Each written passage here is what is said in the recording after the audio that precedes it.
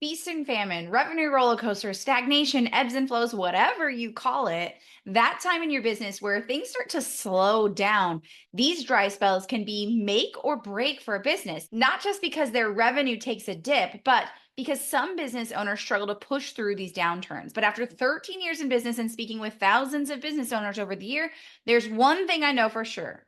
It freaking happens. But how quickly you bounce back from the slowdown is what few businesses understand. And today's episode, we're going to take a deep dive into how to turn around those dry spells in business so you can go from stalled to successful without losing your mind. And we'll talk about the proactive approach to avoiding slow periods and how to damn near ensure that you aren't in a panic when it happens next.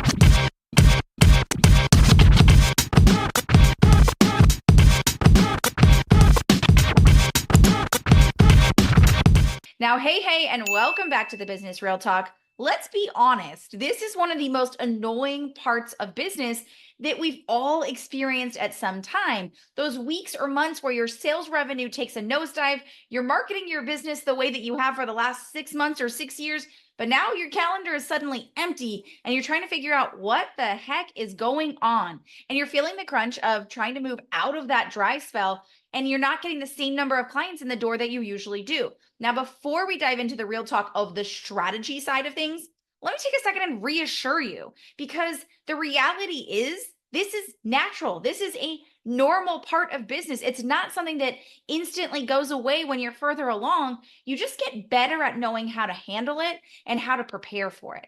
Now, the typical advice that I hear is that you just need to market and sell more, which is true if you actually had slowed things down or there were any changes to this to begin with, or that you just didn't have enough demand, as in there's either too much supply, hello saturation, or you struggled with low or non-existent demand to begin with. And trust me, as a 20-year marketer, I will absolutely say that creating demand and traffic consistently with your marketing is vital to the success of your business.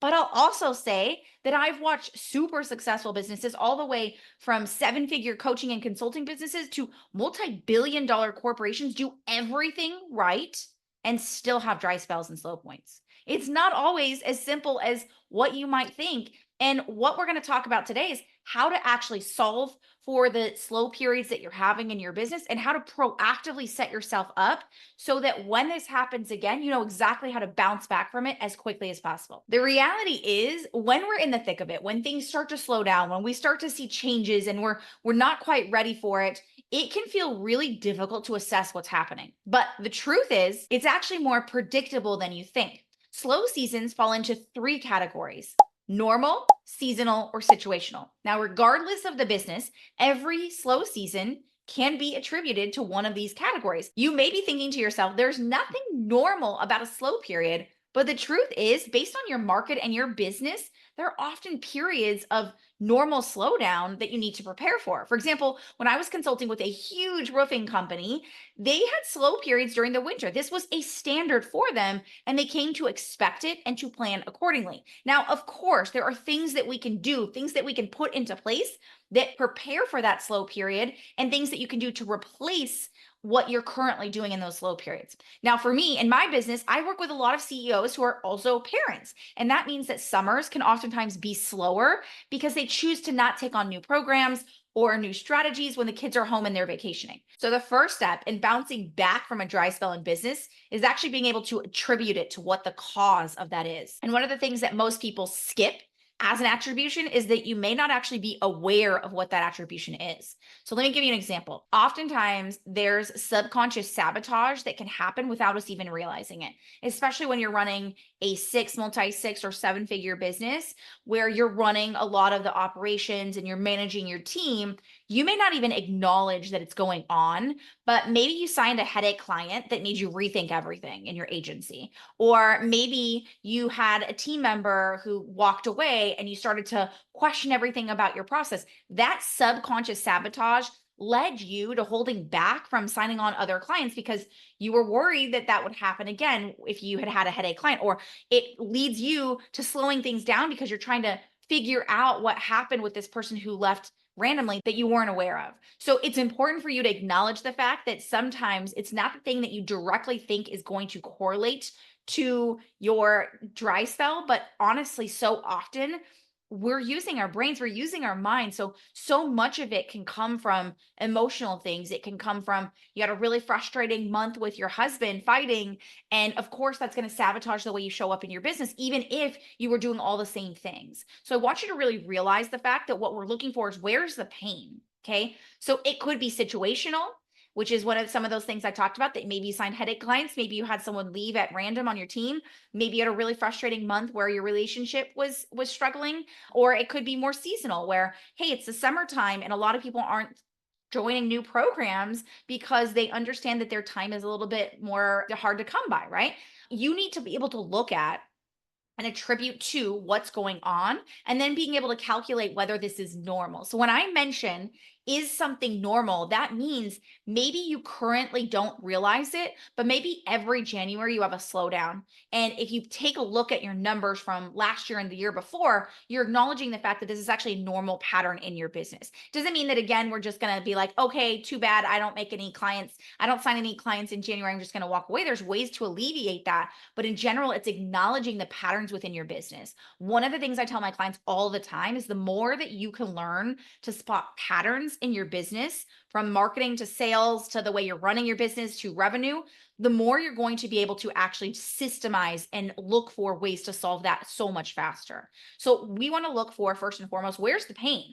Where's the bleeding coming from? And how can we stop that, attributing that? Because the reality is no one will grow their business into pain. That's a great sentence I took from Dan Martell, because it's true. If you had really frustrating clients coming in, you're not going to continue to want to show up the same way. You're not going to market the same way. You're not going to be doing all the things. You maybe are sabotaging the way that you're showing up because you don't want to grow your business into pain. So I want you to take a look at your business when it's in those dry spells, and even outside of those dry spells, and ask yourself, where is the pain coming from? Which category can you attribute that slowdown to?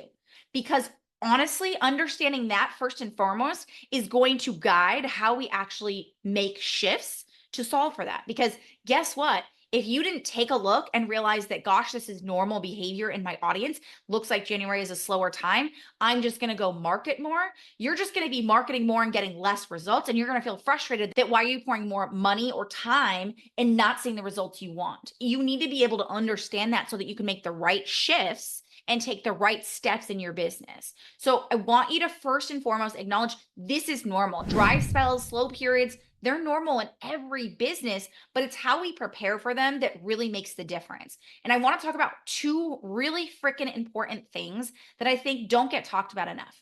Number one is having cash reserves. I watch far too many businesses over the last 13 years who can't make it with one bad month, nonetheless 2 or 3 bad months, because they don't have the cash reserves to be able to float their business. And I tell people all the time that if your business is successful on paper alone and that's it, you're going to struggle long term in business. You need to have healthy cash reserves that don't leave you in a panic every time you have a slow season. So having the cash reserves that cover your business is absolutely vital. Someone asked a great question on social media of like, how long could your business survive if you didn't sign another client? And my business can survive for over 2 years based on the cash reserves I've created, because I'm not just making money in my business and throwing it away. I'm actually leveraging that as cash reserves, understanding that shifts in business are normal, understanding that when I want to take a step back and focus on rebuilding my programs, I can do that without fear of what's going to happen. And even then, when I have clients coming in during that time, I'm just not operating from a panic state. CEOs, leaders, business owners who understand this will always be a cut ahead of the rest. Okay. The second piece that I feel like you really need to understand, which is the most difficult in my opinion, specifically for me, I'd say, is knowing how to cut the fat. Let me explain. One of the things that I really, really pride myself in is being someone who gives people a chance. I really believe in trusting people and giving people that opportunity. But there comes a point in business where we have to acknowledge it's business. It's not about, hey, I really like this person. Yes, I want to do everything possible to keep this person on my team. But I also acknowledge the fact that when I am looking for ways to really be able to lean things out, I need to cut some fat. And sometimes that means I'm cutting people, I'm cutting I'm cutting programs if they're not making me money, I'm cutting marketing, I'm cutting whatever's not working. So many of you are running a business where you don't know where the fat is. So you're running with large overhead, feeling stressed and strained because every month you have to make $20,000 just to keep the lights on. That's not a sustainable way to grow a business. I'm just going to say that outright. You need to be able to understand how to cut the fat, how to systemize and release the process. I'll give you a great example. I had a client who came to me. She was like, Nas, every single time I have this big payment that comes out every single month inside of her business. She's like, I go into a panic mode and I think to myself, oh my gosh, what am I going to do? And we talked about it. We said, well, hey, last month you had one of your best months ever. What happened? And she was like, Nas, of that I made, I barely profited. She barely pulled any profit from that. That was frustrating for me to hear for her. And the very first thing we did on our call before she even joined the Sustainable Profit Academy is we cut the fat. We looked at what was she spending money on. I actually had her make a list for me while we were right there on the call. And I let her know, I said, okay, how is this contributing to your revenue or to your growth? And everything that didn't contribute to her revenue or her growth, meaning it could be something that isn't right now producing results, but it's building a long-term asset. If it wasn't contributing to one of those two things, we cut it. And literally in that same call, she was able to get $10,000 back inside of her business. But it got even better because literally by the end of the month, she had an incredible month. And she was like, Nas, not only do I now not have to panic when this payment is coming out, I made the payment early and I'm thinking about making a second payment too because I had the cash reserves in order to be able to do that. That is what I want to see in business. To me, that is success. Not just having a business that is barely keeping the lights on month after month, but being able to do that. And part of that is having cash reserves. And part of that is knowing what to cut and how so that you don't have a huge overhead in your business. Okay. So I want you to walk away from this. Number one, where can I attribute the pain of slow seasons or when things are going wrong? Number two is how can I start building a cash reserve where I don't have so much money going out? I'm saving some of that money and I'm building that profit. And number three is how can I cut the fat? How can I systemize or release the things that aren't actually growing or contributing to my revenue? Okay. With that in mind, that leads to the second piece of the puzzle, which is actually understanding how to make data-based decisions. Okay. I want you to be able to step away from emotional decisions. I know this is hard, especially as female business owners. So often we do operate from emotional. And I'm not telling you to shut those things down. I'm just telling you that a business that's run by emotions is always going to feel really freaking heavy. Okay. Because what happens is when things aren't going well, we are naturally going to gravitate towards making more emotional decisions. And when we make more emotional decisions, guess what? They're not always the decisions that are meant to build our business. I'm not making emotional businesses when I'm in a slow turn. I'm making decisions that I know are based on where I'm going, not where I am in that very singular moment. And I cannot tell you how many business owners I talk to that are not future pacing their goals. They're not future pacing the way they're showing up in their business. They're not future pacing the decisions they're making. They're basing it on what they're doing right now. And we could talk about this all day in so many different facets of your business, but I need you to understand that when you are looking to get out of a dry spell or avoid dry spells, I'd rather you avoid dry spells altogether. You need to be operating from making data-based decisions because data-based decisions aren't only going to get you out of a slow period, they're going to help you avoid them altogether. So the first and foremost thing I want you to understand is to check your data. If you are not someone who's looking at KPIs, who's paying attention to what's working and what's not working, you are constantly in a state of nervous system shutdown because your nervous system cannot handle you constantly reinventing the wheel every other month. And I cannot tell you, I've literally worked with 8-figure business owners who are reinventing the wheel every other month. Whether that's with their content, whether that's with their marketing, whether that's with their leadership, whether that's with their offers, they're always reinventing. And reinvention is great. I want you to have fun in your business. I want you to enjoy it, but I also want you to know how to do what's working, how to know what's working, and how to leverage what's not and take away what's not working. So I want you to think about it this way. There's two ways that we're leveraging the data that we're getting. Number one is how to really solve for that immediately. So I want you to think about maybe you had less traffic than normal. Maybe you ran a webinar that usually is really successful, but hey, this month, instead of getting 100 people signing up, you only got 20. Okay, great. That informs me how to handle that because now I just need to drive more traffic because typically my numbers go up. I can see where the break and the problem is and solve for it effectively rather than being someone who's just throwing things out there and being like, well, let's just try driving more traffic or let's just try try completely scrapping the webinar we have and create something brand new, which is something I see so many business owners doing. They're making decisions emotionally instead of based on the data. Okay. So a few of the things that you can be looking at in your KPIs are your traffic. How much traffic am I driving every single week? You should be looking at those numbers. How many leads, how many offers am I making? Those offers can be inviting someone to a call via DM. It could be an offer made on a call itself. How many conversions and how much cash? Those are numbers that you should know every single time. Think of yourself on Shark Tank. These are the numbers Shark Tank would be asking. So if you're running a viable business, those are the things that we should know and how to look at it. So it's one, being able to actually just start tracking those things. And it's two, knowing how to actually look at those things to make decisions that support you going forward. So when you understand what's working and what's not, you're not setting up your business for success that's here and there. It's success that can weather all of the storms, because it's not if it happens. I really want to reiterate that for people. It's not if it happens. We are going to go through slow seasons, regardless of how amazing you are at marketing and sales, regardless of how consistent you are. It's when. So I want you to know how quickly to make the right decisions that's going to be the difference between you being a leader and being a fledgling business owner. Okay. So I want you to think about that and look at what indicators am I looking at? And in just a second, I'm going to show you how we leverage that information that we're finding. So just how do you set up your business to create a quick turnaround when shit hits the fan and you're in a slow season? And more importantly, how do you set your business up to avoid and overcome dry spells even faster? This is where the juicy stuff comes from, the stuff that nobody really wants to talk about, which is building sustainably. No more fly by the seat of your pants, okay?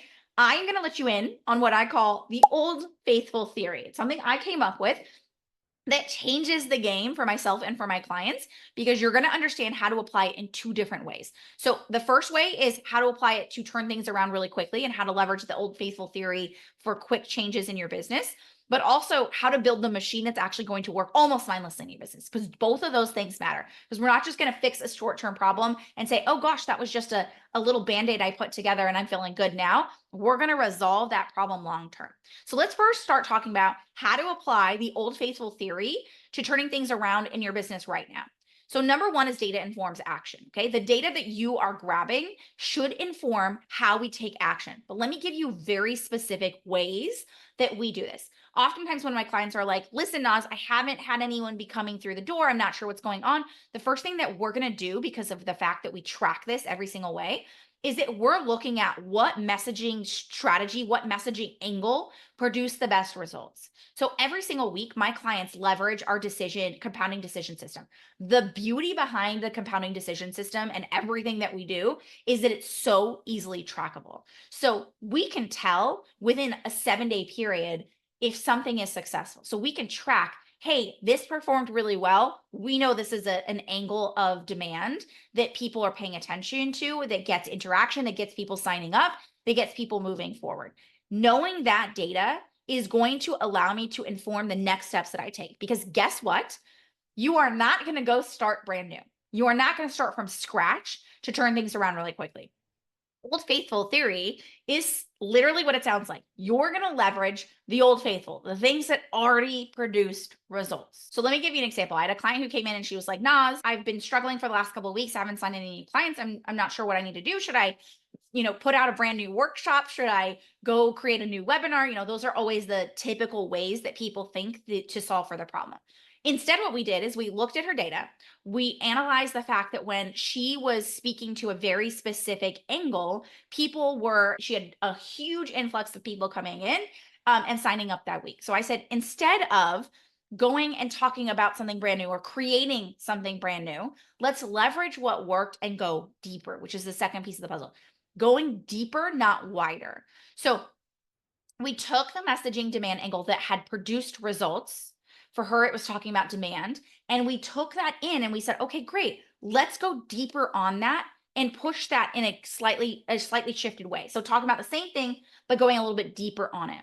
Literally in that week alone, she came to me and she said, I signed 4 new clients and they loved when I talk about this. Oh my gosh, what a game changer. Because guess what? We didn't go start from scratch. We didn't go create something brand new. We looked at what produced results and we leveraged that to replicate those results, which is the third piece of the puzzle, is repeat and reap.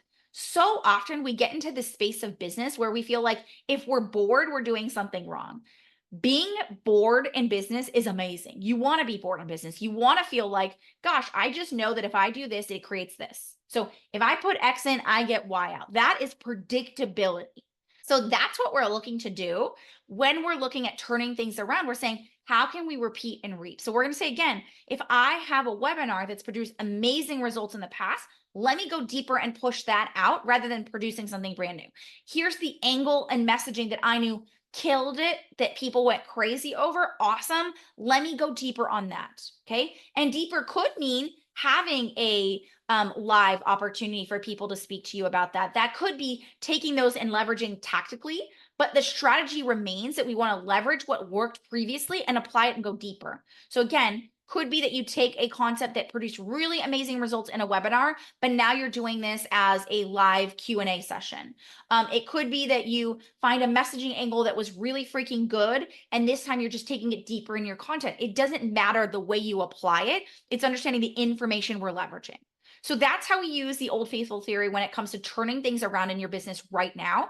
I now want to talk to you about what it means to actually build the machine that's going to work almost mindlessly, because ultimately that's what we want in our business. It's being able to avoid or predict slow periods so we know how to handle them. So there's three things that I look at when we're doing this. Number one is what I call the 7-day success. So every single one of my clients who comes into my world knows how to, within a 7-day period, consistently be able to test and apply what's going on, what's working, what's not working. So if you are spending a month building a webinar or a month building out whatever it is you're doing, and you're not getting a result from it before then, you're setting your business up to fail, because that's what people do, is they'll spend ages building the webinar, building the funnel, doing all of these things, but they haven't validated it first. And so when they go to turn it on and it doesn't work, they're frustrated. They're wondering, what the heck am I doing wrong?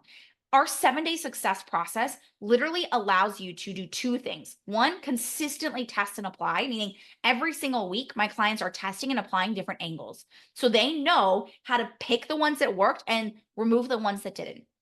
That's going to allow you to, number one, be able to always stay on top of trends, being able to stay on top of the curve, being able to be in a space where you're not waiting for when this stops working. You constantly have the next step.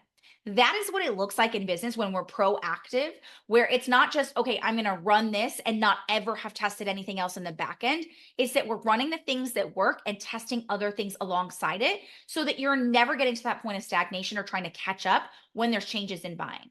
I see so many people right now talking about, like, in 2024, people aren't buying the same way or things are different the way. Yeah, we know that. And guess what? You would have absolutely already known that before it even happened if you had a testing process in place that allows you to be able to identify how things are shifting in your business before it becomes a dire straits situation. So number one is having what we call 7-day success, where you're consistently testing and applying things on the back end inside of your business. So you're not waiting for things to break. You're acknowledging what's happening as it happens. The second piece is where we focus on timeless decision-based strategy. I had someone tell me I was really boring, that I talk about the same things over and over again. And they were right. I do. Because the reality is, I don't want to build a business that constantly requires me to put more input in, because it's going to be in this like ever-changing mode. I don't want ever-changing marketing. I don't want ever-changing sales. I don't want to reinvent the wheel every 6 months because there's something else new out there. If you are chasing tactics that are forcing your hand at every turn because you have to try and keep up with your business, you will always struggle to succeed. I have watched countless business owners who made 7 figures and now they're struggling, who have been on top of their game and now they're like, I don't know what the heck to do, because everything they created was based on trends, was based on what was working temporarily rather than looking at things that were timeless. So when we talk about the compounding decision strategy and why we look at decision-based strategies in general, it's because decisions don't change. The psychology of what we do when it comes to the information, the way that we make decisions, won't change. Now, the speed at which we do that and the modalities we use to do that might change, but the overarching theory within decision-based marketing and decision-based selling will never ever change, because our brains don't change. We need the same information to do that. The things that are changing are how quickly that happens. So I use the example for people all the time that it used to be that, yeah, we needed 8 to 20 touch points to convert a lead. because the way that information was gathered back then had a longer time period, had a huge sales cycle as a result of it. But now information is so easily found that the decision cycle is a lot shorter. So that just means that we're not changing the strategy around decision based, how we really support people in making those decisions and accelerating it. All that happens is the modalities that we use. So I give the example of I could have talked about the same things I talked about previously in a 5-day challenge, but now I'm doing it in a way that supports high intent leads and does so quickly because the way they make decisions is so much faster. They don't have to consume information the way they used to. Okay. And the last piece of the puzzle is making a singular approach. If you are juggling too many balls in your business, you are going to drop those balls. That's just point fact blank. That's what we're going to do. Because when there are so many things, not only is it that there's too much complexity and you're required in so much of it, but when that complexity is now going to show through in your audience as well. And when things are complex, people just don't move. So I look at it as having a singular approach. How can you create the straightest line to success as possible without having so many moving parts? So simple scales. I say this all the time, simple scales, because the more pieces you have to add on and bolt on, you may think that it seems like really amazing, but those are all balls you have to juggle and they're all parts that might break in the process. So you want to make it as simple as possible and be able to get to that result as quickly as possible. So in our world, that's why we use single-based marketing systems. Our marketing and sales system is just one single system, meaning regardless of the number of offers we have, regardless of how much I change in my business, my sales system, my marketing and sales system remains the same. We have our bingeable sales system at the top of the funnel, and then we have our compounding decision system on the back of the formula. So what that's doing is regardless of what changes in my business, there's just one single straight line. There's no confusion on where did it happen? What's happening here? Where did things break? I can fix things with such ease because it's right there in front of me. So ultimately, what I want you to be able to walk away from today is how can I resolve the slow periods in my business in advance? How can I attribute to where they're coming from? How can I leverage the data so that I can move through them faster? And how can I ultimately leverage the old faithful theory and being able to not only be able to move through them as quickly as possible and leverage the things I already have, but also how can I set my business up so that it's a machine that's working almost mindlessly? That is ultimately what we want to be able to do. And that's what I want you to walk away from today's episode, is that you need to have both. It's not just solving it temporarily, it's having the tools that allow you to do it long term. That's why my clients come to me, because they realize they don't want to be operating and fly by the seat of your pants type of business. They want a business that is consistent, predictable, sustainable, and is scalable ultimately. And that's why when I talk about the EZS method, it's the game changer because it completely revolutionizes business. There's 3 things that come up for that. Number 1 is we win the market. If you are constantly having to chase demand instead of knowing how to create demand, you're going to always have slow periods. You're always going to have points where you're having to keep up with things because you're going to get sick, you're going to get tired, you're going to have changes in your team. And when you're chasing demand, there is a lot of input in order to get the output. We instead focus on building out what we call your innovative gap methodology. This is your market of one. This is not a marketing hype. This is actually creating a true market of one where your competition is irrelevant, where you have people who are now lining up, asking to work with you, begging to pay you, wanting to pay 5 to 10 times more, because guess what? You and only you have the only solution that solves an unsolvable problem. We do this by developing what we call innovative gap methodology, which is your innovation within methodology. And that one singular methodology changes the game in everything that you're doing. It's why 452 of our clients have said it's the best investment they have ever made. I cannot even sugarcoat that. The second piece of the puzzle is actually having an automated and systematic approach to driving decisions and conversions. So what we focus on is what we call compounding decisions. And compounding decisions is how we actually accelerate the decision-making process by acknowledging their decision process in the first place. We have an entire proprietary approach to this, and how we actually apply that within our marketing and sales process so that you have one single client acquisition system, no more need for multiple funnels, challenges, webinars, all that jazz. You have one singular client acquisition system that does the selling for you because it's leveraging your method to sell.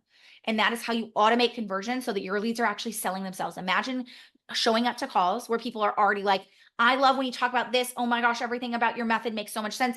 I'm ready to buy. What's the next step? That is what happens when you create a process that gets your leads to sell themselves by creating a compounding decision process. And the third and final piece is actually being able to serve clients, because guess what? Having a sustainable business that is going to weather these storms is also going to be dependent upon your ability to be able to serve clients at scale, because even in slow periods, my business and my clients' business are successful because we don't have to be reliant on marketing. We have clients who are consistently re-signing on. They're telling everyone else they know. We have referrals coming in consistently. And ultimately, you want to be able to serve your clients world-class results every single time. That is the third and final piece of the puzzle. This is why I'm so obsessed with the Easy Yes method, because I know what it takes to build sustainable businesses. And I know that you understand that you don't want to constantly be chasing the next thing. So if you're ready to learn how we can leverage the ECS method in your business, I want you to book a growth optimization call. This is a no pressure call. I actually don't even ask you or let you make a decision on the call itself. And what we'll do is we'll sit down, we'll look at what your growth vision is, because no two businesses are alike. We're going to look at what your client acquisition process is right now. I'm going to highlight for you on that call where your biggest growth gaps are and how you can solve for them right now, so you can actually get more high intent clients coming in. And I'll share with you, if it makes sense, how the ECS method can be applied to your business. And I want you to book that call right now, because I know what a game changer it is when you have the right strategy to be able to successfully scale a business. So head on over to easyesleads.com/call to book your call today.